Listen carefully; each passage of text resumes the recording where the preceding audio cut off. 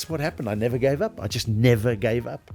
And it's the same now, you know, and I've pivoted now careers. Yes, and we're going to get into that. Yes, but I'm saying also it's the same principle. I've never given up. It's like I've gone back to pre-comedy saying to people, let me address your staff about mental health. Yes. No, you're a comedian. It used to be, no, you're an electrician.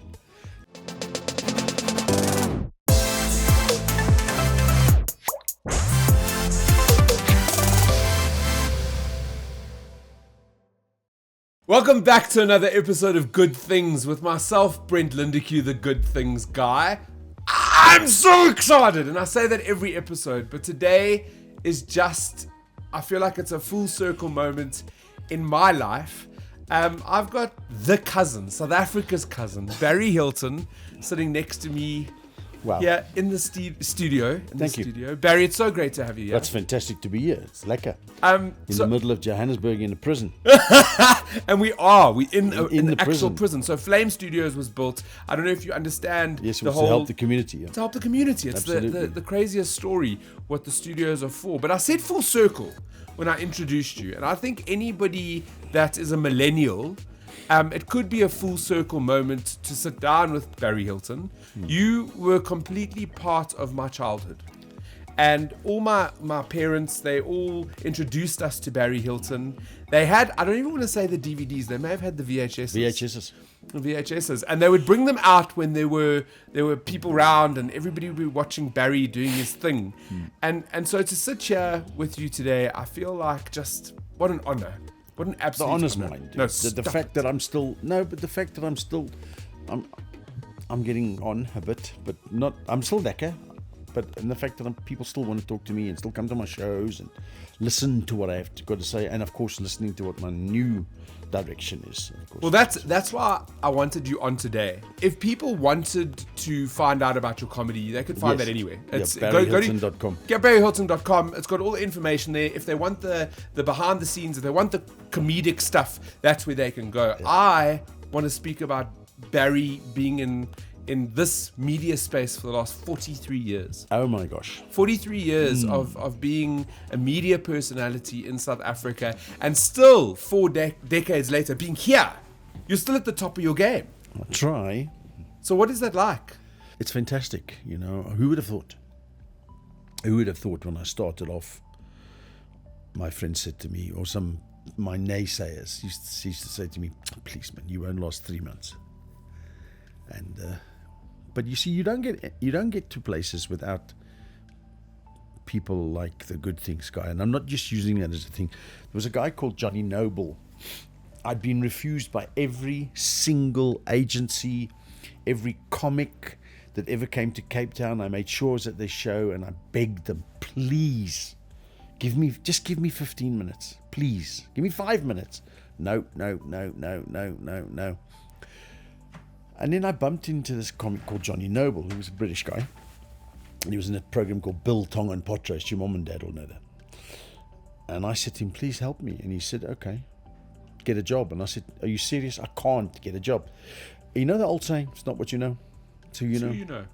He said, go to this place, tell him I sent you. Okay, so they gave me a gig. I was so excited. I went there. It was ladies' night. And imagine this.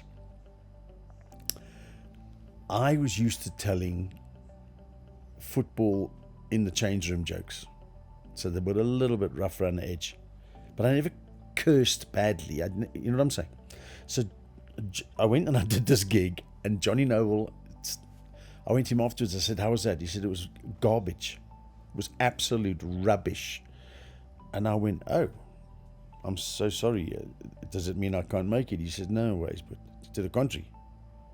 You just need some polish. He said, you've got incredible talent, and I'm not arrogant, man. I was like, really?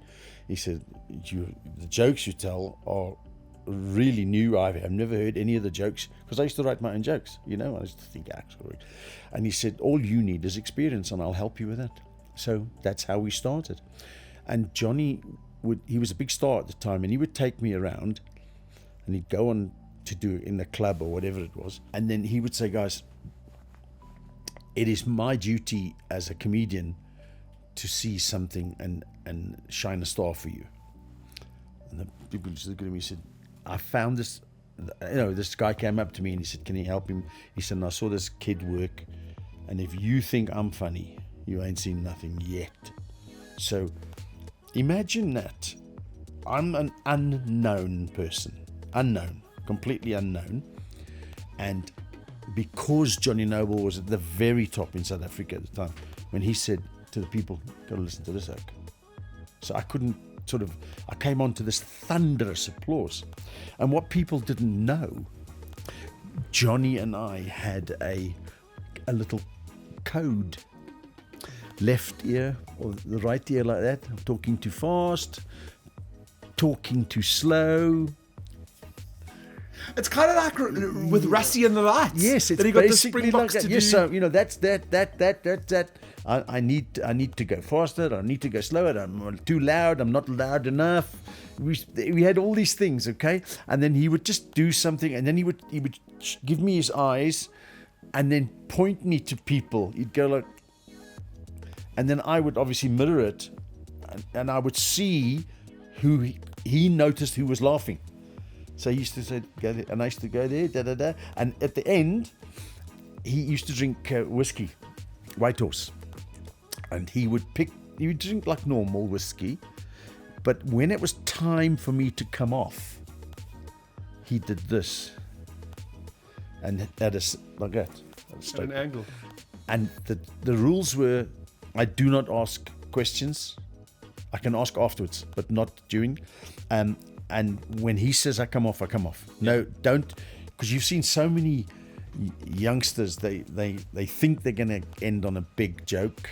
It's happened to me as well later in my year, and the joke didn't go. So you spend the next 10 minutes trying to catch it up, and it's the worst thing because there you built yourself up, and instead of saying okay, thanks, bye, then you push, and then people go like, oh no, man. So he taught me. So he probably shaved a good 10 years off my learning curve. I was with him for about a year and a half, and then he used to get me into these massive gigs that agents wouldn't even know. So he got me, we did a box and dine in Cape Town, and he got me on the bill. Just big artists. And I have followed Eddie Eckstein. I don't know if you know Eddie Eckstein. He was huge at the time, Eddie Eckstein. And so I saw Johnny sort of arguing with a guy that goes, who the hell is this? What are you doing? And I remember the guy saying to him, you want him to go on after Eddie Eckstein? And Johnny said, yeah. And the guy said, why would you say that? He says, because Eddie Eckstein wouldn't be able to go on after this act. And I was like thinking, oh my gosh, imagine the pressure that was me, okay?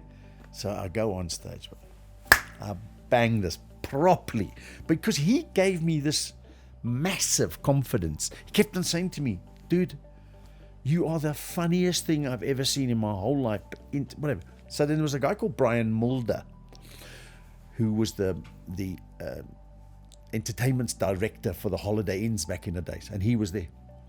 And Brian went to Johnny and said, WTF, and Johnny said, you can have this oak. And that's when it really started going.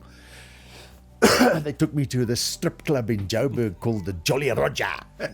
But that was where guys did business in those days. Yeah. I'll ask your dad. He'll tell you. He would meet a business guy. It would be a strip club. There would be a comedian. And they would have lunch, and they would just have a few beers and then do some business. So Brian Mulder was just blown away by me. And isn't it great? We're still in contact, Brian Mulder and I. He's a great guy.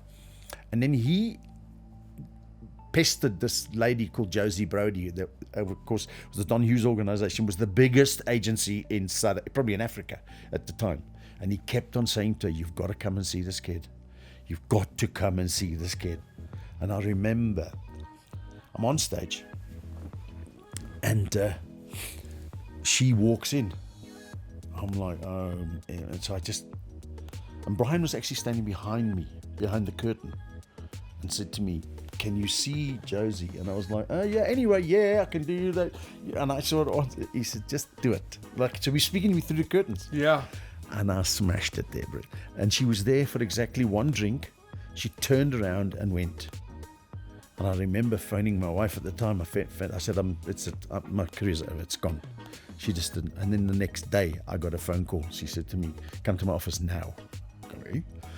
Went to her office, and then she put me in a show in the Wild Coast Sun for 3 weeks.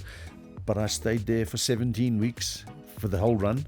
And then I went back for the next year and all that stuff. So that's how I started. And I went to Sun City. Yeah. And I went to this. And it was quite weird how she used to do things. I was getting in big. I went from strip clubs. I did this show. Then she put me, and then I started going to the neighbor. Swaziland had a big casino.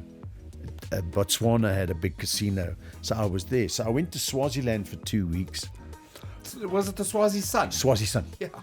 Okay, I was at Swazi Sun for 2 weeks, and I remember the manager, I forget his name was, Lance, whatever. The manager said to me, phoned me up in my room. He said, I need to speak to you. Okay. So I go down to his thing. He says, look, we're going to have to let you go. And I was like, what have I done wrong? He said, no, it's what you've done right. You are opening at Sun City next week. So I was like, no way. That was the power of Josie. And she trusted me. Yeah. So, and she's passed, John's passed, all the guys have gone, but she really trusted me, and she realized, she used to say to me, always work, Barry, always work, always work. And she told me, and Johnny told me about that, when you were climbing up the ranks? Yeah. The more you climbed up, the more haters you got. That's par for the game. They would do everything in their way to disturb you. And Johnny told me that. He said, you will judge your success by the amount of people that say you're crap. I need to go back 10, 20 steps. And okay. There's a couple of thoughts here. So the first was hard work. And I want to, just for viewers and listeners, you knocked on doors for a really, really 3 long time. 3 years. How did you not give up? How did that... Because the moment came eventually, but I can imagine to the lead up. Oh, was that all? I was very insecure, and the more people said, my wife at the time, I've been married 3 times, by the way. My wife at the time, she's still a lovely person. She's great. She could not comprehend that I wanted to leave being a tradesman to become a comedian. Okay. Her family was Scots, so they used to say to me, you will never be as good as Billy Connolly, so don't even bother, just carry on being an electrician. Don't even try. And that's the worst thing to say to somebody that's got drive. And I used to say, I'm going out. And I'll tell you a true story. This is a very quick story. So I'd been going to this entertainment office in Sea Point for about 1.5 years, sort of every Friday. Anytime I had a chance, I could go. Even got a job across the road as an electrician. So, and then I couldn't get past the secretary, Pierre. And then one night my mother said to me, I saw a brilliant comedian last night. And I said, why is he brilliant? She said, he's from Liverpool. And I said, but... What about me? Yeah, I said, what about me? She said, no, he's from Liverpool. I said, okay.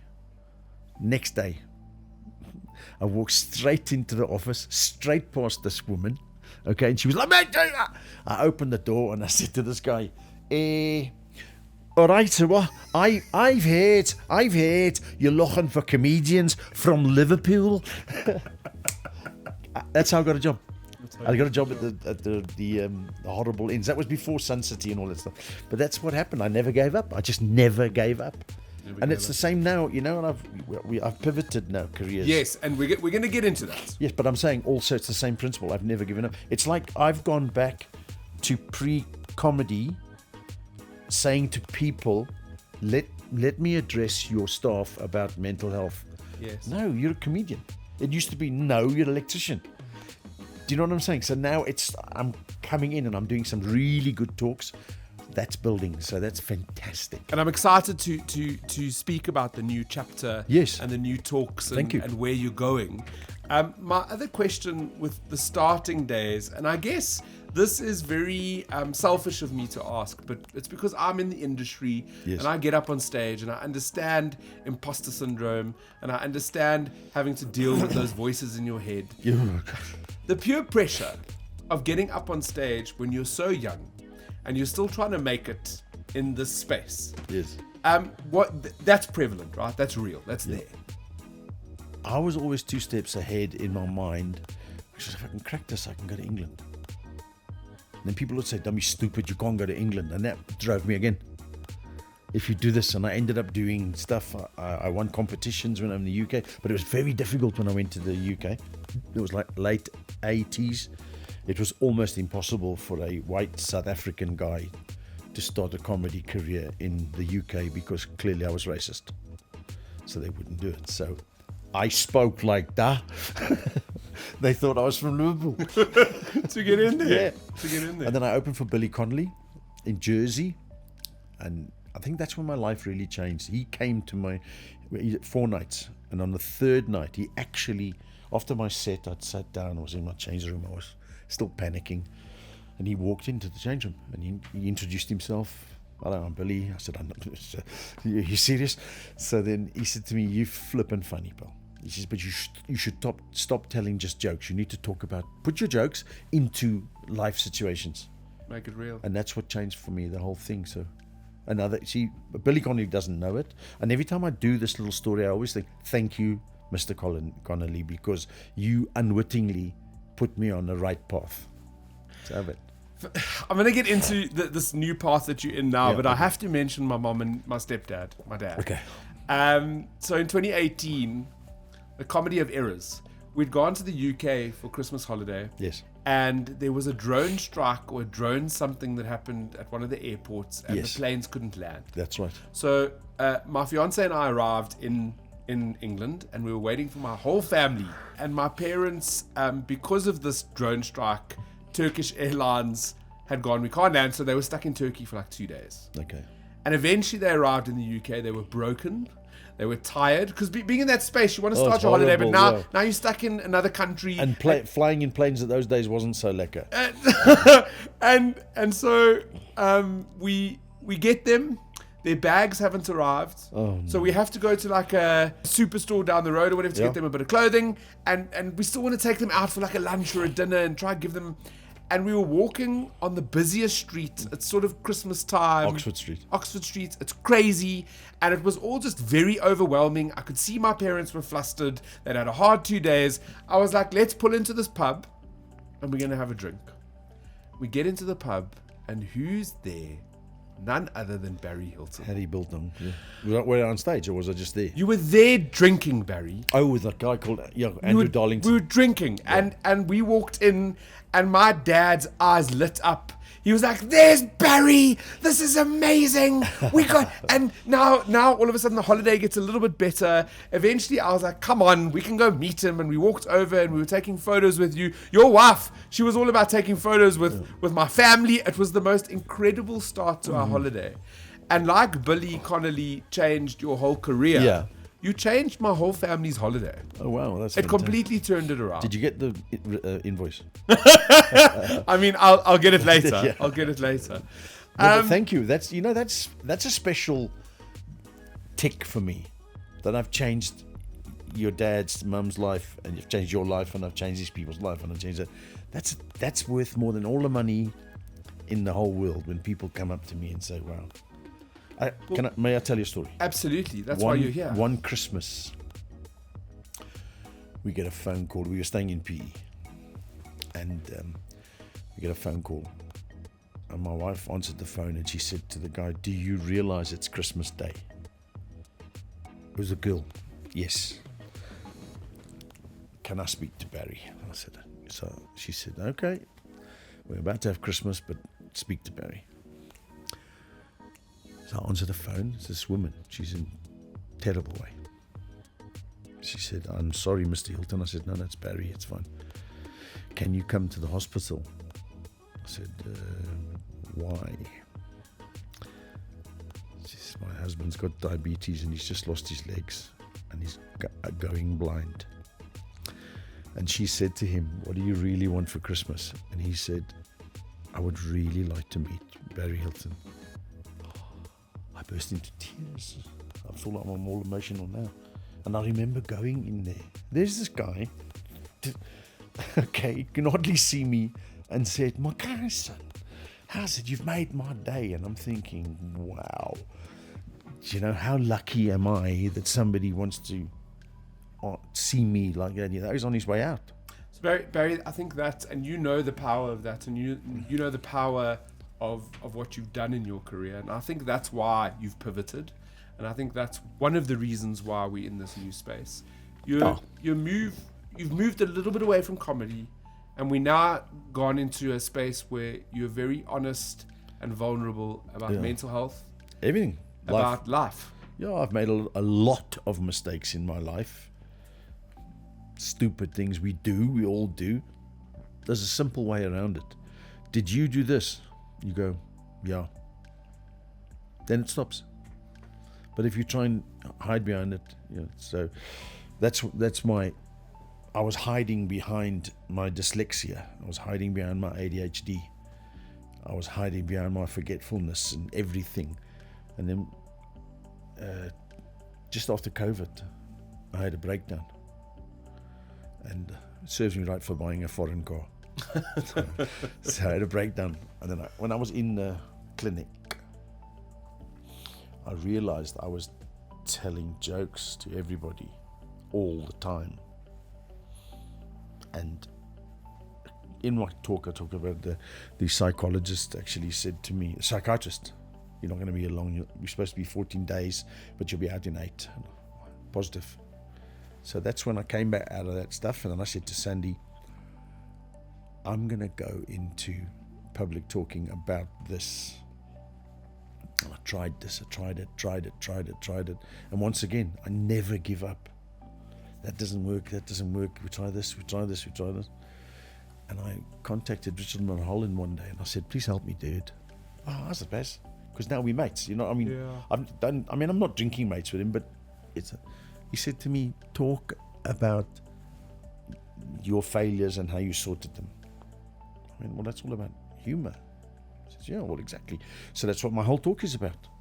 My life, how I've handled the baddest things that have ever happened to me comes out in humor. And one of the things I do in my talk, I talk about my brother. I lost my brother when he was 53, I think it was 53. Sorry. Yeah, happens. And he phoned me up one day, and the weirdest thing is he phoned me up and he said, Baz, I need you to sit down. I've got something serious to tell you. Now, he was quite a successful businessman.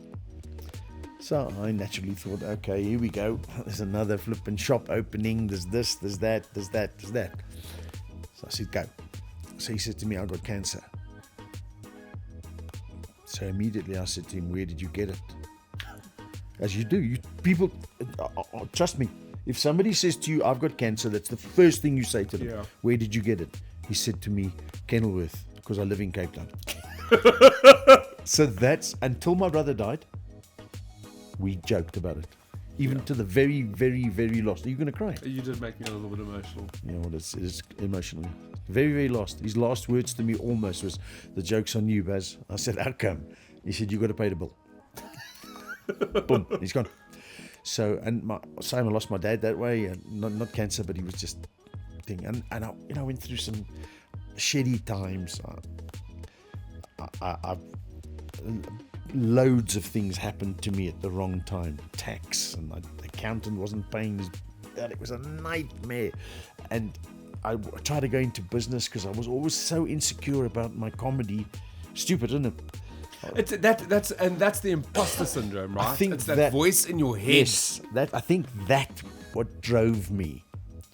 I remember, I'm very good friends now with John Villismus. Okay, but when John Villismus came, this whole pack of comics came around at the same time with John. Yes. And they were naturally arrogant, all of them. And I was the target.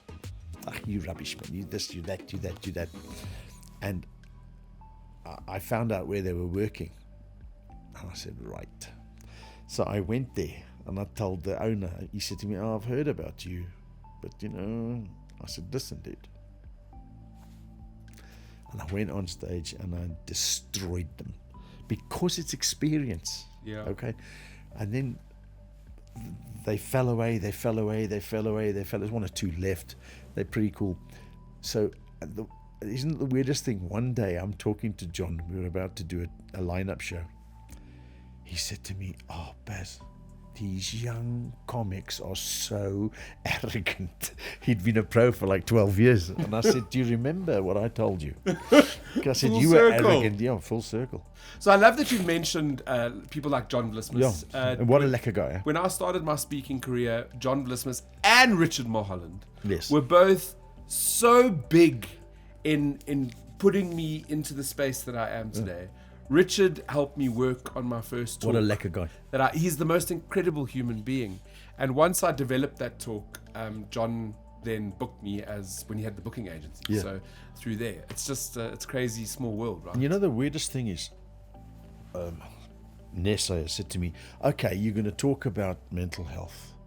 Then what you going to do?" And I said to them, "Well, my brain works in such a way that while I'm on stage, I will think about something else. And how's this? I've realized by watching speakers, I think to myself, I wonder how many of these speakers actually prepare. Because, seriously, they come on stage, there's the microphone. How many times have you seen this? So, ladies and gentlemen, da-da-da-da-da. Can you hear me? Are you serious? Am I right? Yeah. And then here's a big thing. And the famous South African and yeah. Yeah. That's what they say. Today I had a meeting with the guy, Renier from the Lekker Network. Yes. They've been on the show. Yes, Renier. I spoke to him last week and I said to him, "Dude, I'm going to give you a little tip here. Don't say don't do that. Instead of saying that, leave silence. If it's like this, how's it, Brett? We're gonna let's go to Nando's and we'll have some lekker chicken. Okay. You've almost lost me there. So if I say to you, "Hey Brett, let's go to Nando's and then we'll have some chicken." So I missed that pause. It gives it a bit of drama. Yeah, the pause drama pulls in. And Renier said to me today, he said, "Wow, I used your advice, and what a difference it made to my talk." And I said, "Well, great." And I said, "Well, funny you should say that because I've written now a course on how to talk like a pro." And we were chatting about it today. He said, "It's brilliant." And when he said to me, "How much are you going to charge?" And I told him, and he said to me, "You really need to get some people behind you because that is ridiculous. Too cheap. Oh, too cheap by a mile." So Barry, this is 100% why I brought you on the show today, because you are in this new chapter. Yes, lekker. You're doing really cool stuff in South Africa. Yes. The reception has been fantastic. So moving from a comedy side to I don't want to say a real side. You've always been authentically you, but now this is a deeper look into who you are and what you've been through in your career, which is just fantastic to see. And you're passing on the knowledge that you've gained in the last 4 years. And you know, when you look at it, I don't know how old you are now, but I mean, it can't be more than 30. Oh, love it. Best friend. So, no, but what I'm trying to say is the mistakes you make coming through the race and which lead to stupid decisions and you do stupid, everybody does stupid stuff. There's not one person on the planet that does something that they can't go like, shh. Okay, so that has empowered me to do more because now I've owned this. Okay, so that's my talk now, and then in the back of my head I've got the naysayers saying, "Yeah, what are you going to do after this talk?" I'm going to do another one and another one and another one. And as we were speaking now, I'm just thinking, wow, I can talk about so many things. Yeah. Different things. Yeah. You know, imagine having like a business talk about taking a trip from Cape Town to Joburg on a plane. It's not plain. You know you're going to get there, but it's not plain sailing.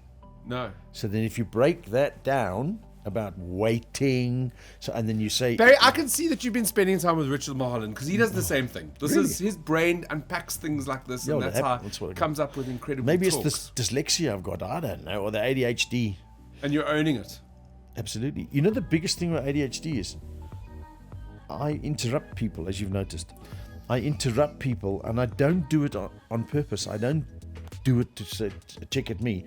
I do it because you've given me information, and my brain says, okay, next. That's how my brain works. So now I say, I'm sorry, I have ADHD. And then they go like, oh, okay, I understand.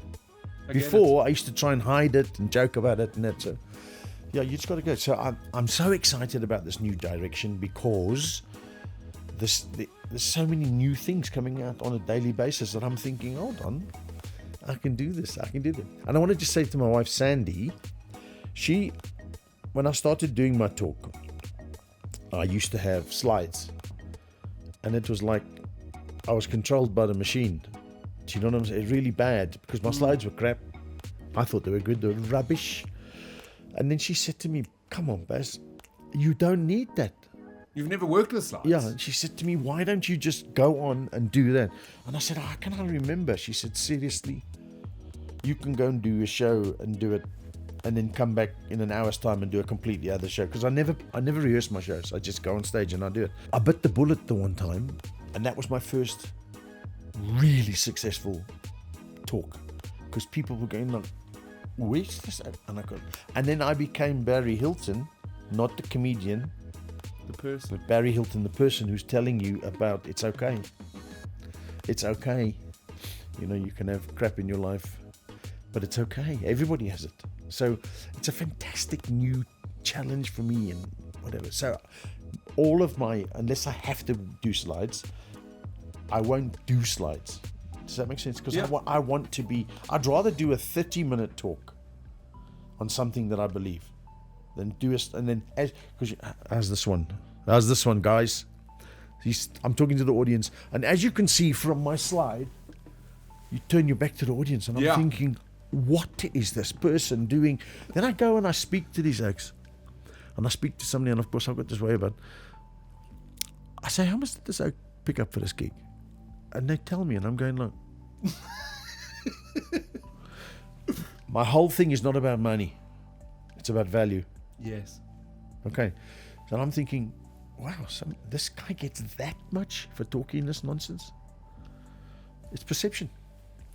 Obviously, somebody realizes this is great.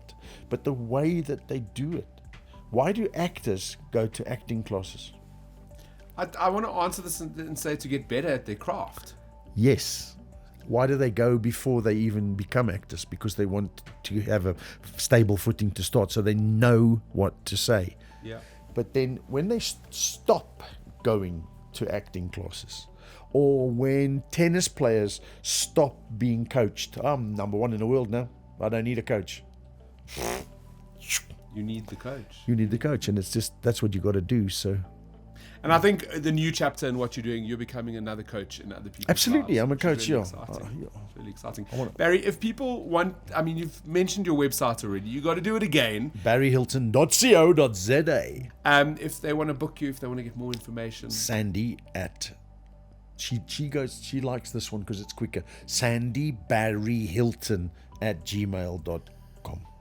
It's that easy. Yeah, because I said to her, why are you using a Gmail account? She says, it's actually quicker. So I said, okay. But it's sandy@barryhilton.com. Okay, perfect. It's been amazing having you Fabulous. on the show today. When do we get paid? That will be Taylor. What did you organise here? I want to wish you so much luck with your gig tonight. I know you're in Joburg. Thank you. Yes, for a big gig. It's a little bit of a charity we're doing for, which is fantastic as well, right? We got to give back. You got to do it. It's been incredible getting to know the real Barry Hilton. Wow, thank you. And sitting down with the person behind the comedy. Yeah. I want to thank you for all your service in these 43 years, and I wish you 43 more. Wow. Yeah. I'll tell you what you could wish me. Safe passage out of Hillbrow. No, you'll be okay. We'll get you out okay. What a great show. Barry, he is a real person. He's got a real story, and he is really funny still. You just made me laugh. Thank you, bro. Thank you so much for tuning in. I want to wish you only good things. Okay. Love you. Bye.